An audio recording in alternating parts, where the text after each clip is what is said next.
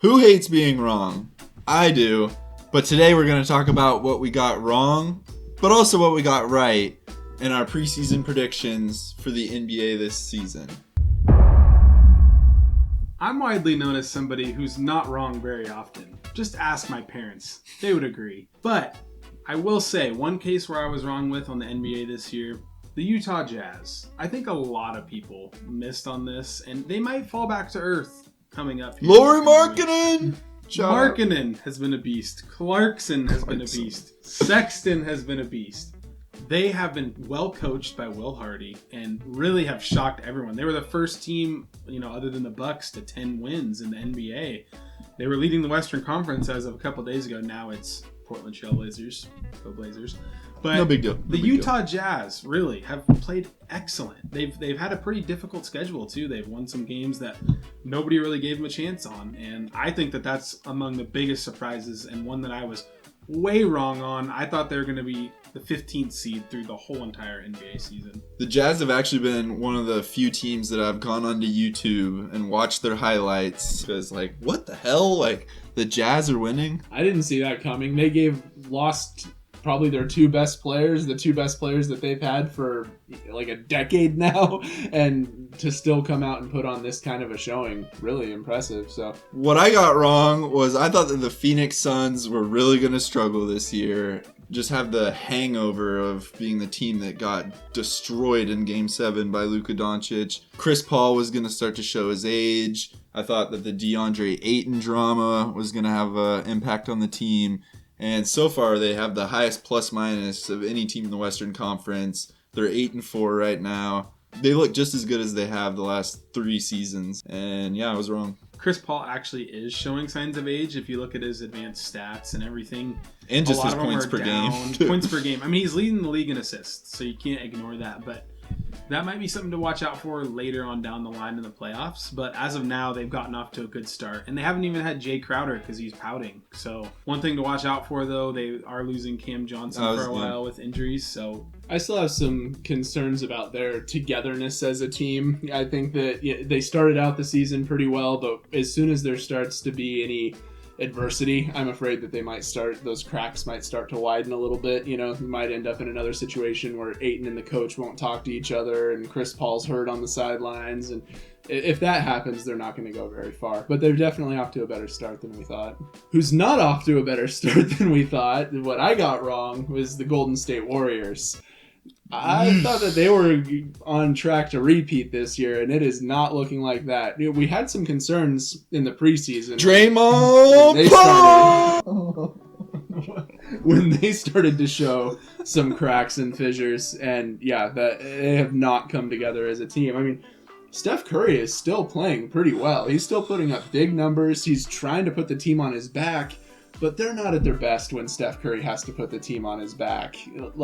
They're better when he can play kind of a freewheeling game, be almost like the complementary piece or the piece that pulls everything together. They've got to have other guys that are playing at a high level, and they look very disjointed. Klay Thompson, eesh. His percentages are abysmal, and man, I love Klay Thompson. He's one of my favorite players, actually, over the last 10 years. But man, it's been a rough season for Klay Thompson. Very concerning. 0-7 on the road so far for the Warriors. That is not going to cut it if you want to be a championship team. Like you said, Klay has really been struggling. I feel like he has a chip on his shoulder because he feels like he's a top 75 player, and so he's just shooting because he wants, dude, I'm a top 75 player. I'm just going to shoot because when I've tuned in, he's just been kind of chucking up shots at this stage. The last thing, what hurts worse? Draymond sucker punching you or the start that they've had? Their young guys can't guard. That's what all these young guys that have, last year, a few years ago, they were talking about are going to be the future, and this team's going to be so awesome. Kuminga and Poole has been Moody awful this year since he got that extension. He's been no cohesion. And the big guy Wiseman too is another just kind of defend. He can score. I know. It's almost like they need to ship some of those offensive guys for a defensive guy or two. Klay Thompson is a top 75 player overall, though. He got robbed. Who are you taking off? Russell Westbrook. Russell Westbrook. No question about it. Easy question. One of of the things I am is an unabashed Giannis supporter, okay? So Giannis is my favorite fanboy non-Blazer in the league. Going into the season, I knew that the Bucks were going to retain their dominance, even though they don't have Chris Middleton. So it was, it might be an easy call, but they're not fully healthy. They don't have their Robin to their Batman, and yet they have shown no signs of that even mattering in the slightest. They got out to an amazing start. Giannis is still Giannis. Their role players are really stepping up. Brooke Lopez, shout out, leading the league in blocks right now. Championship DNA on that side, and they are going to be a problem in the playoffs if Middleton comes back healthy. Yeah, if they're healthy. Their health seems to be a concern, not just with Middleton. It seems like they have some issues there, but yeah, Giannis Antetokounmpo is all you have to say there. It's all about Giannis. I mean, you're right that the role players have been doing pretty well, but I mean, when you watch Giannis play, there's just no question that he should be the MVP. Ladies and gentlemen, the Los Angeles Lakers suck. Which is exactly what I said they were going to do. LeBron James, he's had his problems staying on the floor this season so far. Russell Westbrook hasn't improved his three-point shooting ability any. Anthony Davis, health concerns as usual. Data Davis. He's carried the team to a win not too long ago, but that's another team that I have gone out of my way to watch their clips on YouTube just because I enjoy watching the team lose. So the Westbrook coming off the bench experiment wasn't the magic bullet they were hoping it would be, because he's still getting minutes, and that's the problem.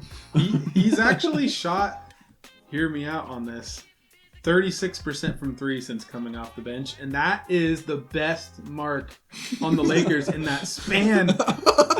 That is hilarious. Are you kidding me? I know. It's starting to kind of dawn on me that Westbrook might not be their biggest problem right now. Their big offseason acquisitions were Patrick Beverley and Lonnie Walker. It's a desert for the Lakers. Everything comes so hard for them. I have to bring it back to Westbrook for just 1 second, though, because the other night I heard Mark Jackson say that's what you got to love about Russell Westbrook. He got a negative 19 on the plus minus in the first quarter, and that didn't stop him from shooting shots. That should have stopped him from shooting some shots. He's not helping them at this point. I think he looks around at his team, though, and it's I have to. Who else is going to shoot these shots? Yeah, I can't believe that this is how LeBron James is going to potentially end his career, is on this barren wasteland of a team. Here's the biggest problem.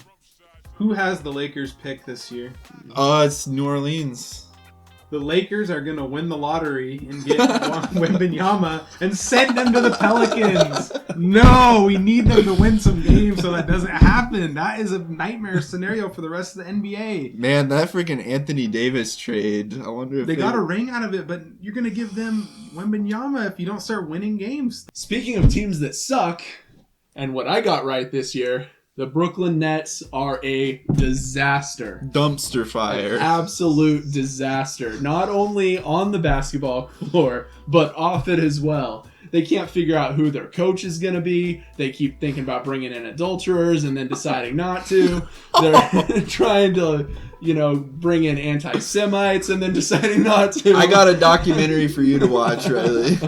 I mean, it's a mess. And this is exactly what I saw coming. And this is what I was predicting for the season. Because when you have the pieces in place that they do, drama just follows. These guys are drama llamas 100%. They can't get through a season without it. It's like water to them. It's what this sustains them, but it does not sustain a winning basketball team. Yeah, Kyrie Irving, man, can't get through a season without some new thing, some new controversy. I don't even know what to say. That guy's third eye is always open, and he's always messing up the culture of a team somehow. But you know what? It does overshadow one of our podcast members, Riley's favorite player in the NBA, Ben Simmons, has been very, very bad this year. When he's been on the floor. Yeah. I think I heard that, the other night, Embiid had his huge game, 56 points 59. or whatever, 59 points. And Ben Simmons this year has had 40 points. I can't believe Kevin Durant isn't out of there yet. He has got to demand a trade. But you guys, it was Steve Nash's fault. Steve Nash is probably sleeping like a baby right now. He doesn't have to deal with the controversy of every day just waking up and doing his job. Some of the dark hair's starting to grow back in from where it all went gray. Can you imagine trying to babysit those people? If you guys want to see more of our predictions, what we got right, what we got wrong, check out this video where we discuss the Blazers in depth.